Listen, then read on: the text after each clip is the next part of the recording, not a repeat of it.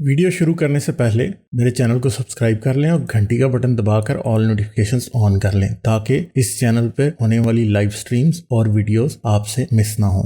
मेरे काम और मुझे सपोर्ट करने का बेहतरीन तरीका पेट्रियन है। आप पेट्रियन पर चैनल के मेंबर बन सकते हैं। पेट्रियन का लिंक इस वीडियो की डिस्क्रिप्शन में मौजूद है।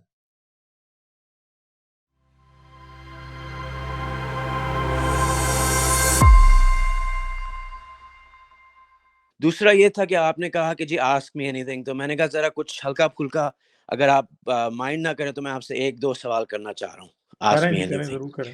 अच्छा, पहले तो ये कि आपकी कोई फेवरेट मूवीज जो हैं वो हमें अरे बताएं कि आपकी फेवरेट मूवीज में से कुछ 2-3 मूवीज या कोई एक्टर्स, इंडियन हो इंग्लिश हो, कुछ ही चलेगा।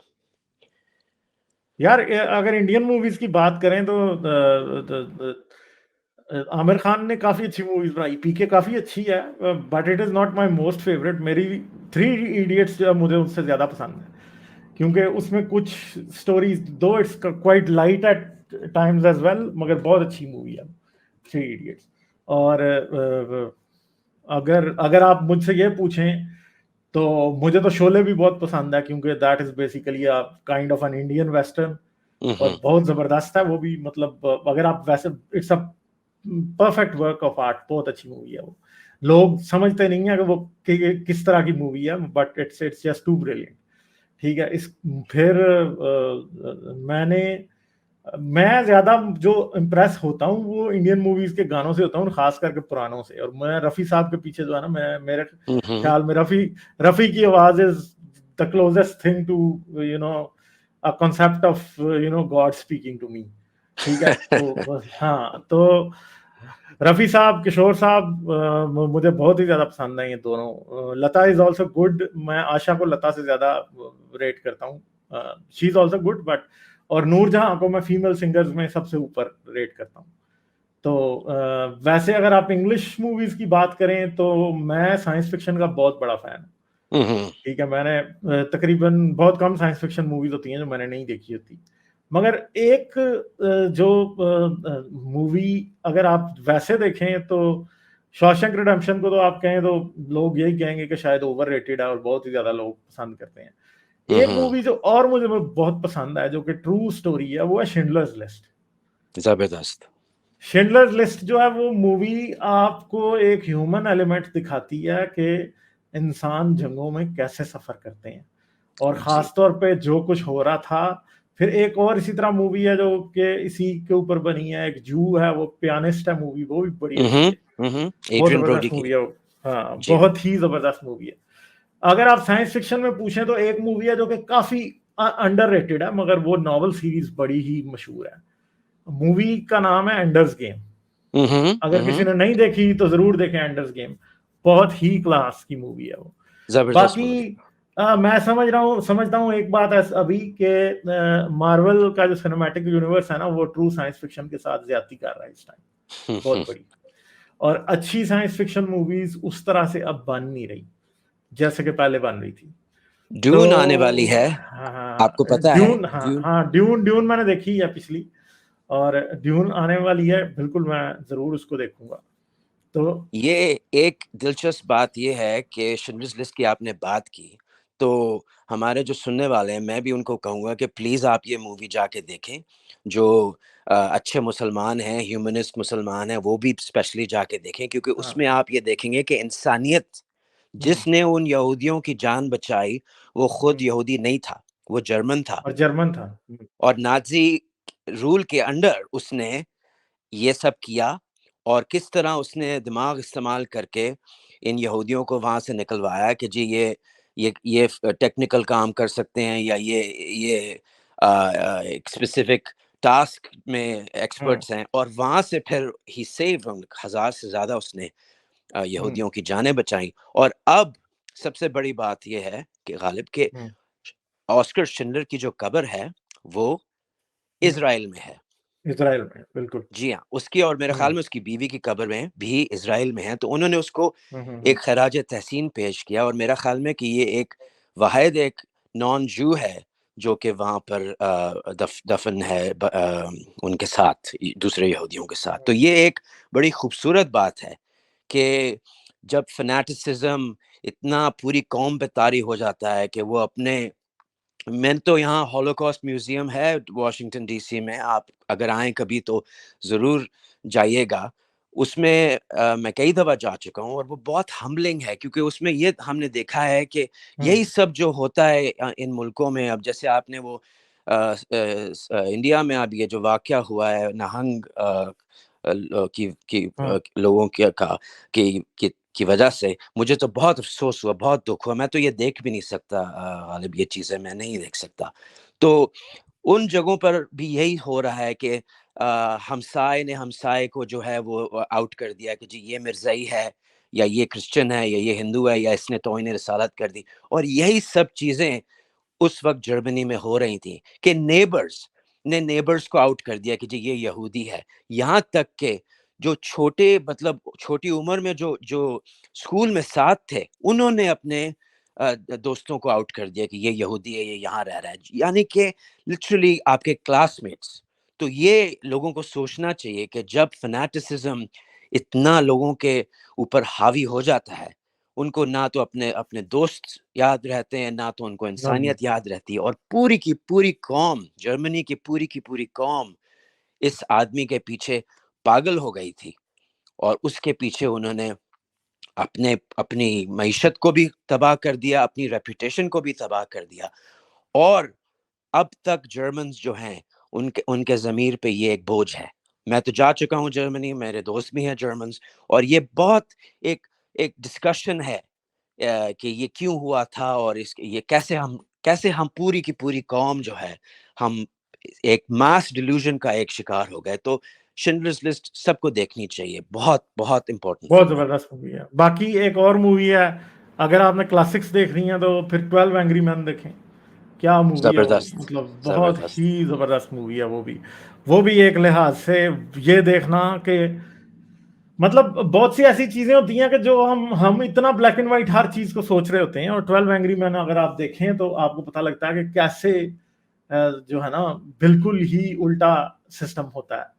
और वो पहले 12 के 12 गलत सोच रहे होते हैं, फिर एक आदमी जब अल्टरनेट लाइन लेता है और आहिस्ता आहिस्ता उनको नजर आता है, और फिर वो दुरुस्त फैसला ज्यूरी दे पाती है। तो बेसिकली मैं थोड़ा सा स्पॉइल इस मूवी को करता हूँ कि एक बच्चे के ऊपर एक बच्ची, गोरी बच्ची के कत्ल का इल्जाम एक अफ्रीकन अमेरिकन के ऊपर लग जाता है, जी हाँ। और ज्यूरी जो है वो सारी की सारी वाइट लोगों पे कॉम्प्राइज्ड होती है, और अभी सिविल राइट्स अभी तक नहीं दिए गए अफ्रीकन अमेरिकन को।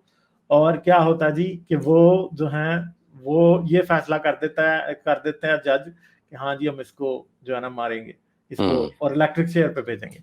तो फिर ज्यूरी में सिर्फ एक आदमी होता है जो कि चीज का दूसरा एंगल देखने की कोशिश करता है, और अगले 2-3 घंटे की मूवी है, उस 3 घंटों में वो पूरी ज्यूरी को कन्विंस करता है इस बात से, और वो चीजों को बड़े अच्छे तरीके से डीकंस्ट्रक्ट करता है, और आखिर पे वो उसको इक्विट कर देते हैं उस बच्चे को। तो ये बड़ी जबरदस्त एक मूवी है, वो भी बहुत देखने की जरूरत है उसको। बाकी इंसानियत की जो वैल्यूज हैं, वो नस्ल और मजहब और जेंडर और फिरका और ज़ात और ये सब चीज़ें नहीं देखती। वो सिर्फ इंसानियत को देखती हैं, और वो सिर्फ सच को देखती हैं। और ये मूवीज़ और ये किताबें शायद मुसलमान मुल्कों में इनकी कमी है। लोग सुपर हीरोज़ की मूवीज़ ज़्यादा देखते हैं शायद, या ट्रांसफॉर्मर्स की मूवीज़ ज़्यादा देखते हैं। लेकिन इसीलिए मैंने आपसे पूछा था, क्योंकि मुझे पता था गालिब कि आपने ऐसी ही मूवीज़ का ज़िक्र करना है, और आई होप कि लोग सुन के उनके अंदर थोड़ा-सा क्यूरियोसिटी पैदा हो कि यार ये मूवी देखनी चाहिए हमें।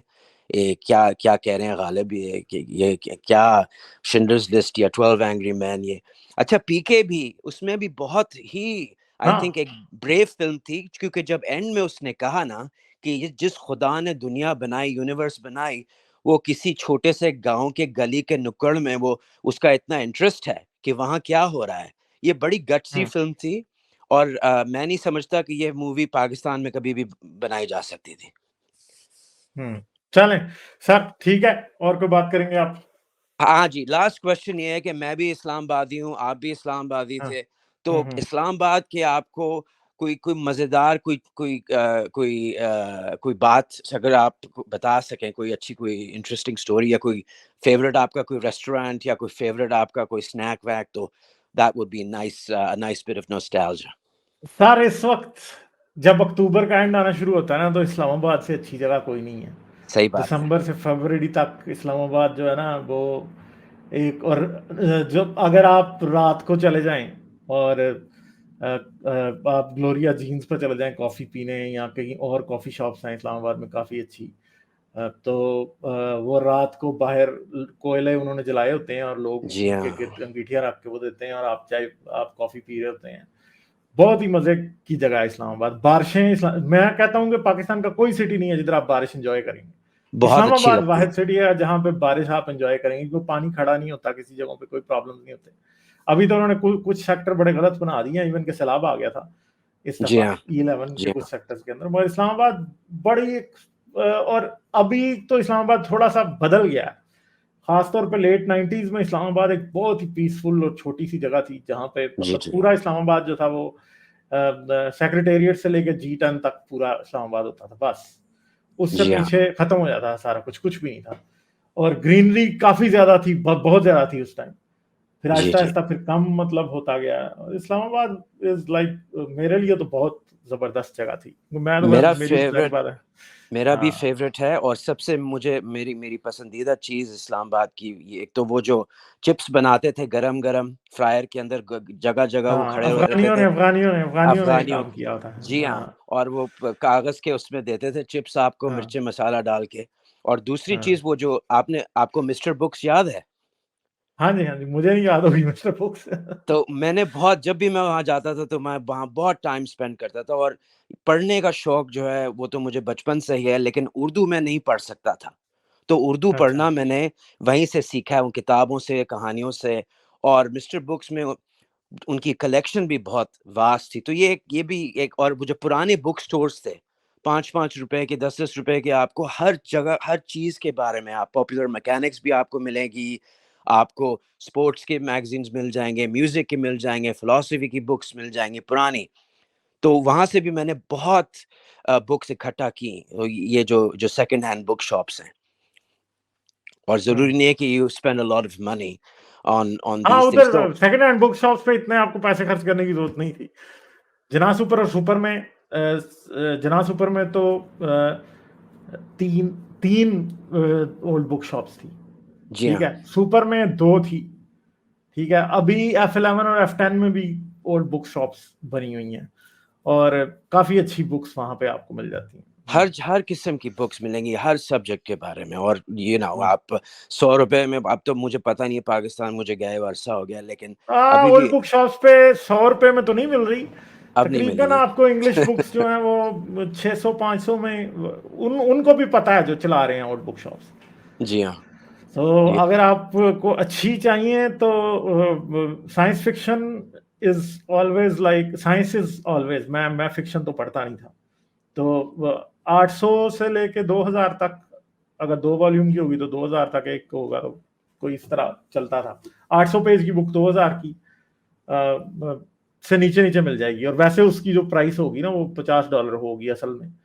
जो मैंने अपनी उम्र जो वो है ना, मैंने अपनी हाँ उम्र जो है वो गलती से बता दी है, क्योंकि मैं जब वहाँ जाता था तो 10 रुपए 20 रुपए में मिल जाती थी। तो आई गेव अवे हाँ माय एज हाँ एक्सीडेंटली। नहीं, मैं ये सिर्फ कहना था आपको कि मुझे पता है आपने अभी पिछले दिनों शो में ये कहा भी था कि जी वो पाकिस्तान ने ट्विटर को आप भेज दिया, ये वो। तो मैं, my heart goes out to you.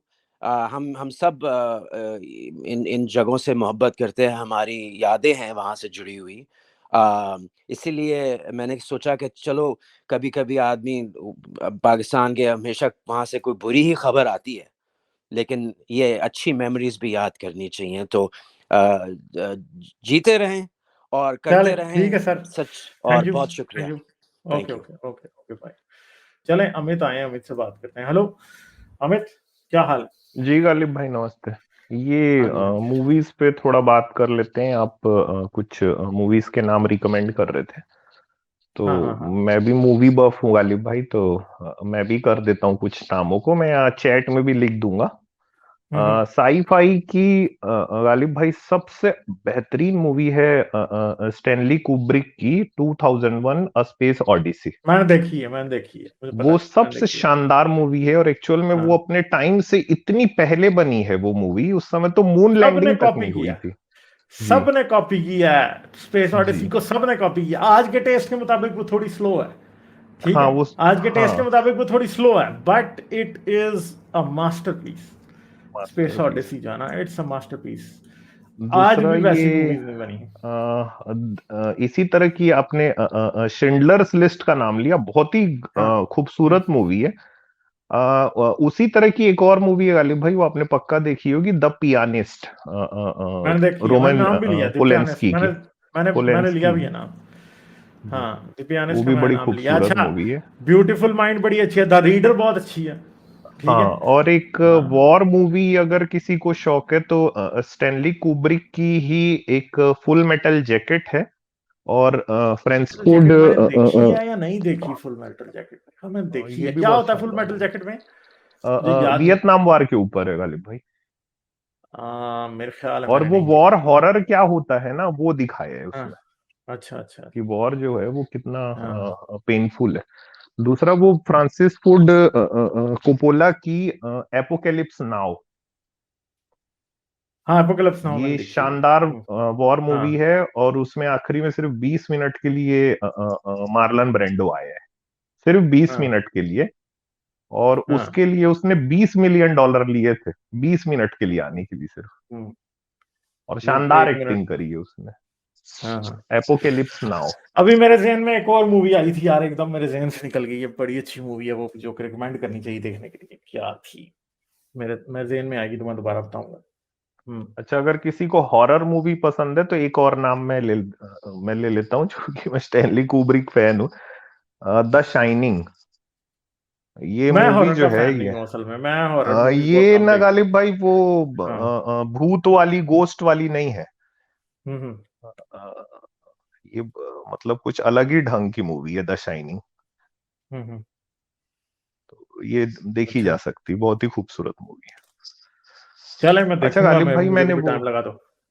जाने से पहले मेरे चैनल को सब्सक्राइब कर लें और घंटी का बटन दबाकर ऑल नोटिफिकेशंस ऑन कर लें, ताकि इस चैनल पे होने वाली लाइव स्ट्रीम्स और वीडियोस आपसे मिस ना हो। मेरे काम और मुझे सपोर्ट करने का बेहतरीन तरीका पेट्रियन है। आप पेट्रियन पर चैनल के मेंबर बन सकते हैं। पेट्रियन का लिंक इस वीडियो की डिस्क्रिप्शन में मौजूद है।